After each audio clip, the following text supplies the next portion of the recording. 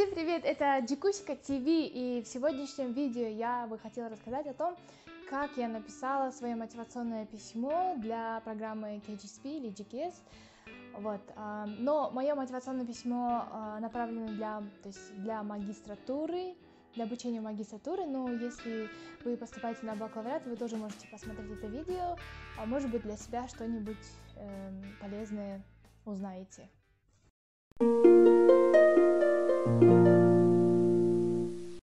Прежде чем я начну это видео, то есть говорить о своем мотивационном письме, я хочу сказать, что для этой программы, мне кажется, нет такой определенной структуры или формы, что ли, которая говорит, вот это правильная форма, да, а вот это неправильная форма. То есть, мне кажется, такого понятия нету вообще в целом. И, честно сказать, нет конкретного ответа на то, что вот это мотивационное письмо, оно идеальное, да, и вы точно пройдете, или там это правильное мотивационное письмо и так далее. То есть, мне кажется, такого ответа нету. Единственное, что есть форма, по которой должны, мне кажется, все сочинения или все мотивационные письма писать, это когда идет у вас introduction, body и conclusion, да, то есть введение, середина и концовка, да. То есть вы можете придерживаться только этой формы, а в остальном всем вы можете писать мотивационное письмо в своем видении, как вы видите, как вы хотите его написать и так далее. Поэтому она и называется мотивационное письмо, что это мотивационное письмо должно быть именно ваше мотивационное письмо, ваши мысли, ваши идеи, ваши желания и так далее. То есть прежде чем начну читать свое мотивационное письмо, я хочу сказать, что вообще не копируйте идеи. Даже я сейчас вам прочитаю свое мотивационное письмо, вообще не берите мою идею, то есть ваше мотивационное письмо должно быть вашим. Потому что вообще не плагиате ничьи работы из интернета и так далее. Может быть, ваше мотивационное письмо, может быть, она не такое, то есть в плане грамматических ошибок и так далее, может быть, не такая идеальная, или структура у вас может быть не такая идеальная, но зато она ваша. То есть это показывает ваш характер, вас как человека, как личность. Поэтому пишите то, что связано с вашей жизнью и вашими мыслями. В общем, я начну читать мотивационное письмо. Это для тех, кто поступает в магистратуру, но если вы поступаете на бакалавр, может быть, вы тоже что-нибудь подчеркнете, да? В общем, для магистров вопросы такие, да? Мотивация, какая ваша мотивация для подачи этой программы, ваше образование и work experience, то есть работа, да, связанная с этой программой, причина, почему вы хотите учиться в Корее, и какие-то другие аспекты ваших интересов, там, то есть background, да, который может помочь нам понять, что вы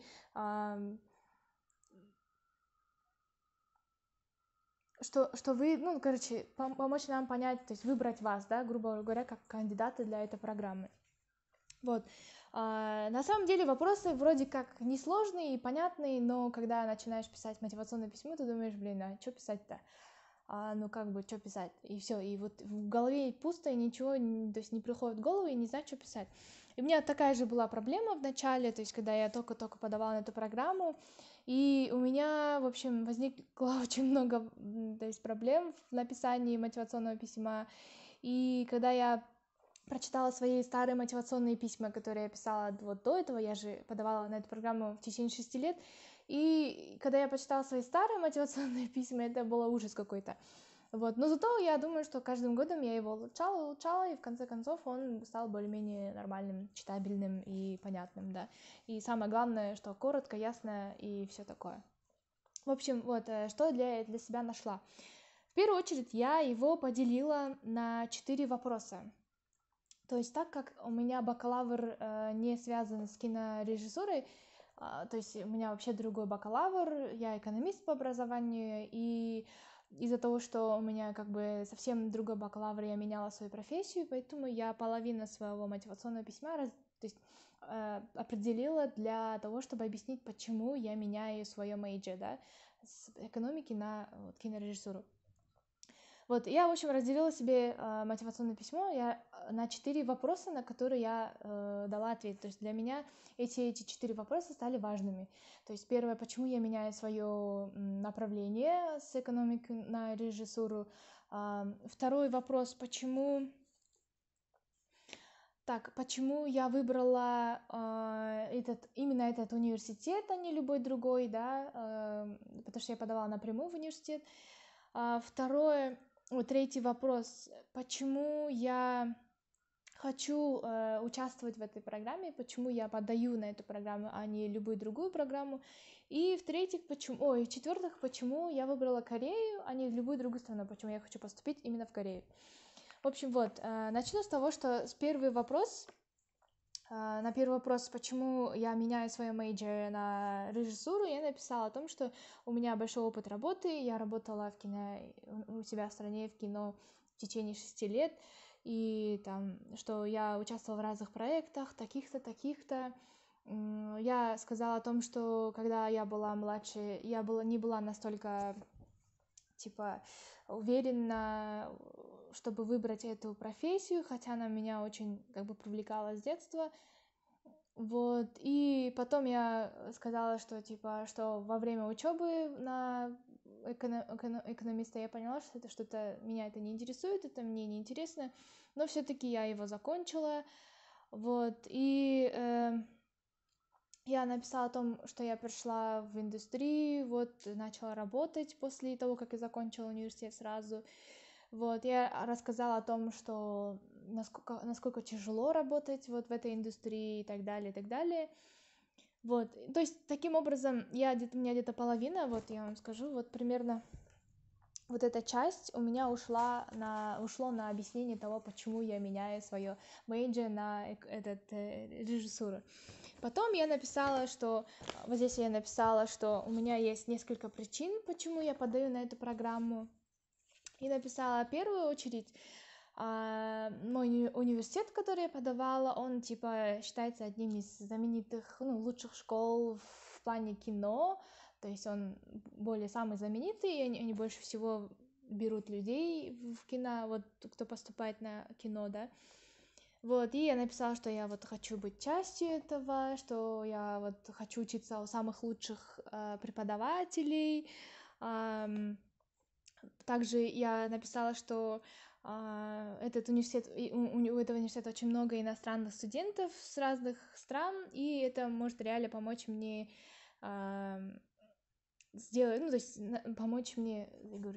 помочь мне найти друзей с других стран и как бы, типа, как это по-русски, я не знаю, как сказать, share multicultural experience, короче.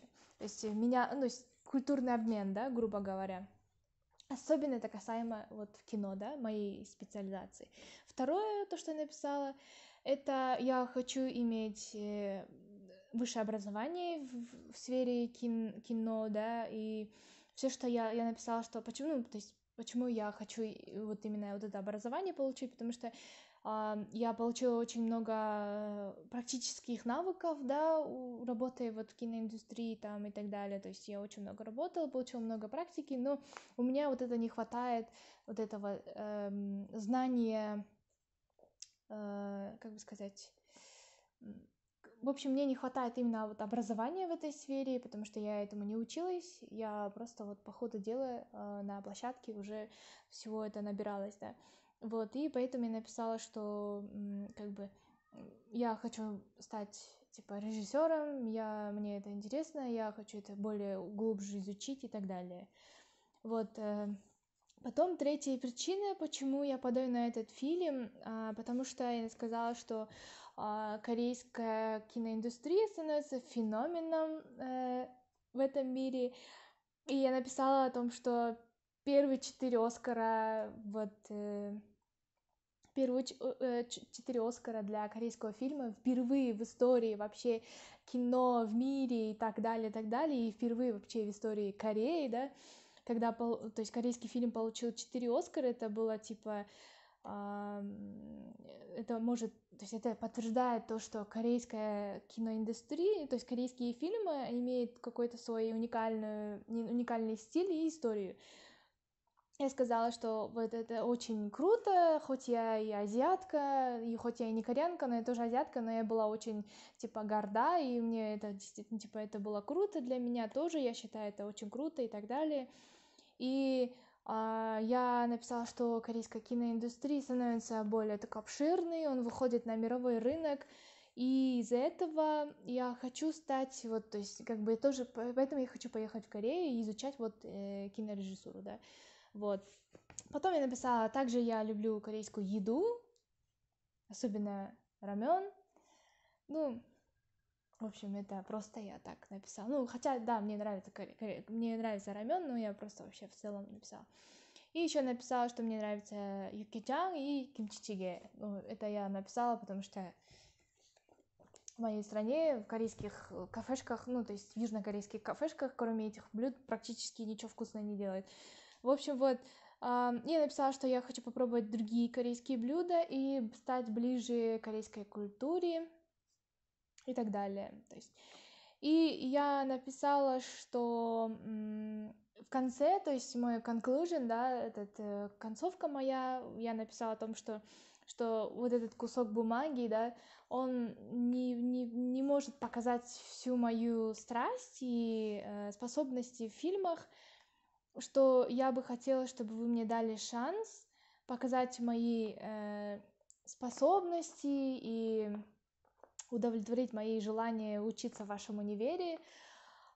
И я бы хотела закончить фразой известного как бы режиссера Уолта Диснея, то есть его словами, и я написала, что типа, давайте я на английском скажу. We don't make movies to make money, we make money to make more movies. Типа, мы не делаем, то есть мы не создаем фильмы чтобы заработать деньги, мы зарабатываем деньги, чтобы снимать еще больше фильмов. Вот. И это вот все мое мотивационное письмо, то, что я написала. Ну, как вы, если вы заметили, то все мое мотивационное письмо связано с кино, потому что ну, как бы у меня такой случай, да, у каждого из вас уникальный случай вот в своей жизни, да, и как бы вы себя связываете с той профессией, которой вы хотите, то есть в которой вы интересуетесь, или в которой у вас есть уже опыт работы, или у вас есть какие-то мечты, желания и так далее, и надо это все как бы комбинировать, да, в вашем мотивационном письме. Допустим, почему у меня немножко уникальный тоже случай, как и у всех у вас, в том плане, что я закончила другой мейджор, и удивительным образом после вот этого того, что я закончила экономику, я вообще по своей специальности не работала, я работала в кино, и как бы я это скомбинировала, да, то есть я как бы сказала о том, почему я меняю свое мейджор, и потом, и почему то, что я хочу вот дальше изучать именно то, в чем я работаю, то есть та профессия, в которой как бы у меня уже есть опыт работы, и вот как бы и все, что у меня, все мотивационное письмо было связано вот с кино, с моим мейджор, и я как бы все это как бы комбинировала и все об этом как бы рассказала, да. И то же самое, то есть если вы хотите написать свое мотивационное письмо, используйте свой опыт какой-то, жизненный опыт или какие-то ваши, то есть одним желанием не ограничивайтесь, то есть вы, допустим, неважно, после школы поступаете, либо после университета поступаете. Если вы меняете свой мейджор, пишите об этом, почему вы меняете свой мейджор. Если вы поступаете после школы, пишите о том, почему вы хотите поступить именно на эту специальность, да, и это должно быть не просто желание, да, вот я вот хочу там стать таким профессионалом своего, все хотят стать профессионалами своего дела, да, но если вы свяжете свою вот эту будущую профессию со своими какими-то жизненным опытом или какими-то вещами, то, что происходило в вашей жизни, допустим, там вы говорите, я хочу стать, не знаю, дизайнером, да, и вы говорите, почему я хочу стать дизайнером, потому что, ну, во-первых,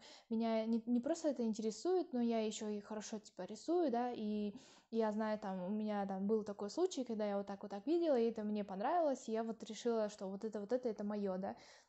То есть, как бы связывайте свое вот этот мейджор с какими-то своими вот этими опытами в жизни, которые у вас были, или какими-то мыслями, которые, то есть не говорите то, что вы просто хотите, и все, да. Вот, и если вам тяжело тоже начать писать, не знаете, с чего начать писать свое мотивационное письмо, вы можете просто разделить вот эти вот ваши мысли, то есть разделить вот эти вопросы так, как вам удобно. То есть, допустим, вопрос, да, почему, ну, то есть элементарные такие вопросы, почему вы хотите поступить на эту специальность, почему вы хотите поехать именно в Корею, почему вы хотите участвовать именно в этой программе. И как бы вот для бакалавров я бы еще дала такой совет.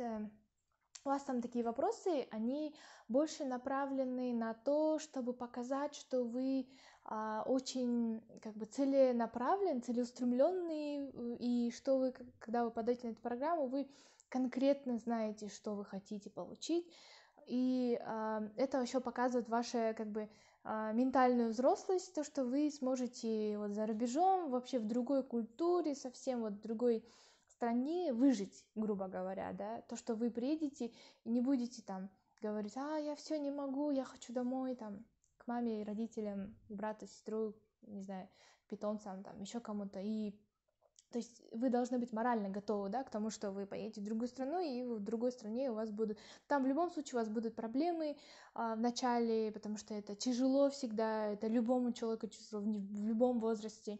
А так как вы еще молодые, вам еще более тяжело. Поэтому будет хорошо, если вы напишите в своем мотивационном письмо о том, что вы морально готовы к тому, чтобы столкнуться с чужой культурой, и можете написать о том, как вы быстро адаптируетесь к чужой культуре, и не просто говорить, да, вот, когда вы говорите какое-то предложение, то есть, когда вы говорите, типа, вот я быстро адаптируюсь к чужой культуре, и все, да, старайтесь не просто словами, да, это говорить, а подтверждать какими-то фактами. То есть вы не просто, допустим, пошли там куда-то там что-то сделали, да, что вы там быстро адаптируетесь, а вы потому что, вы быстро адаптируетесь, потому что вот так-то, вот так-то. Или там, когда там, может быть, у вас какие-то были опыт работы там, или там какой-то личный опыт там, связанный с другой культурой или с другими там иностранцами, или там, может быть, вы ездили в другую страну и жили там, или с чем-то, то есть в любом случае, даже если вот этого всего нету, просто вы можете сделать акцент на ваши сильные стороны. То есть, если вы очень активно участвовали в школе, там, каких-то мероприятиях, говорите об этом, то, что вы вот очень хорошо участвовали, вы там участвовали, то делали, и желательно это подтверждать какими-то фактами. Вот, надеюсь, мое видео про мотивационное письмо было понятно.